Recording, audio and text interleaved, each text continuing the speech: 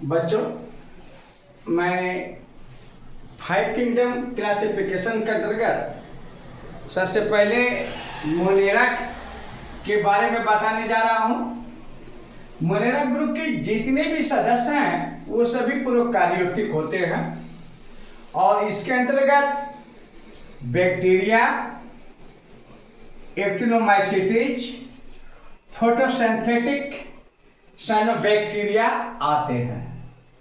Monera के सबसे पुराना सदस्य आर्कियोबैक्टीरिया है, यानी मोनेरा के अंतर्गत वैसे बैक्टीरिया आते हैं जो कि प्रोकार्योटिक है, या ऐसे मोनेरा के अंतर्गत जितने भी सदस्य सभी प्रोकार्योटिक है और इसके अंतर्गत बैक्टीरिया, एक्टिनोमाइसीट्स, फोटोसिंथेटिक साइनोबैक्टीरिया आते हैं और इस ग्रुप में आर्कियोबैक्टीरिया सबसे पुराना मोनेरा है।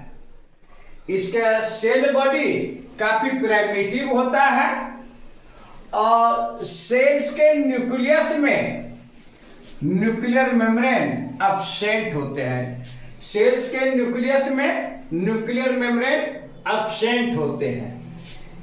सेल्स में plastids, mitochondria, Golgi body, endoplasmic reticulum ये सभी एब्सेंट रहते हैं। यानी इसमें जो है plastid, mitochondria, Golgi body, endoplasmic reticulum नहीं पाए जाते हैं।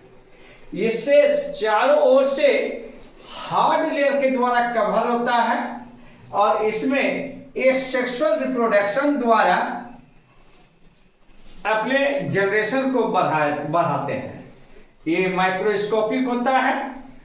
इसका यदि हम न्यूट्रिशन की बात करें तो ये न्यूट्रिशन इसमें फोटोसिंथेटिक होता है, केमोसिंथेटिक होता है, हेटेरोट्रोपिक या सेप्रोफाइटिक होते हैं। ये मरे हुए dead and decaying organism, that means कि मृत ऑर्गेनिक सब्सटेंस को ये डिकम्पोज कर देते हैं और नाइट्रोजन फिक्सेशन में भाग देते हैं। जबकि प्रोटिस्टा भी देखेंगे, प्रोटिस्टा के सदस्य यूनिसेल्युलर होते हैं और यूकार्योटिक होते हैं। इसके अंतर्गत प्रोटोजोआ, अलगी और सेराइन मोल्ड्स आते हैं।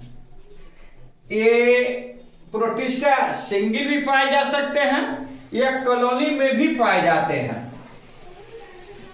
और ये यूकार्योटिक माइक्रोस्कोपिक सेल्स है जिसमें nuclear membrane, mitochondria, Golgi body और प्लास्टिड्स पाए जाते हैं।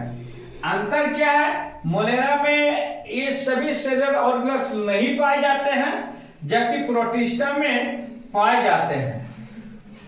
प्रोटिस्टा के कुछ जीवों में लोकोमोशन सीलिया के द्वारा या फ्लैजेला के द्वारा होता है और रिप्रोडक्शन एसेक्सुअल या सेक्सुअल विधि द्वारा होता है या दोनों विधि से होता है। इसमें ये मोड ऑफ न्यूट्रिशन में जबकि देखेंगे ये ऑटोट्रोपिक होता है, यानी अपना भोजन स्वयं बना लेते हैं, लेकिन कुछ जीव ऐसे हैं जो कि हेटेरोट्रोपिक होता है, वो भोजन के लिए किसी अन्य जीव जंतु पर आश्रित रहते हैं।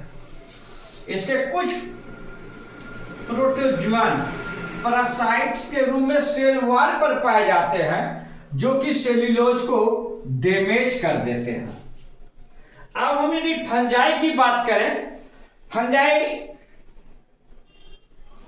किंगडम में देखेंगे कि ये यूकार्योटिक होते हैं और ये यूनिसेलुलर या मल्टीसेलुलर दोनों हो सकता है। एग्जाम्पल इसका जो है ईस्ट, म्यूकर और मशरूम। ईस्ट जो यूनिसेलुलर जबकि मशरूम जो है मल्टीसेलुलर फंजाई है। ये नॉन मोटाइल है, यानी इसमें गति नहीं होते हैं और इसका बॉडी माइसीलियम का बना होता है। सेल्स काइटिन की बनी हुई सेल वॉल से घिरा रहता है। इसमें रिप्रोडक्शन वेजिटेटिव विधि से, ये सेक्सुअल विधि से, ये सेक्सुअल विधि से, तीनों प्रकार से होता है। इसमें क्लोरोफिल नहीं पाए जाते हैं, जिसके कारण कि ये हेटेरोट्रॉपिक होते हैं, सेक्टोफाइटिक होते हैं और पैरासाइट्स होते हैं। शेष दूसरे वीडियो में बता रहे हैं।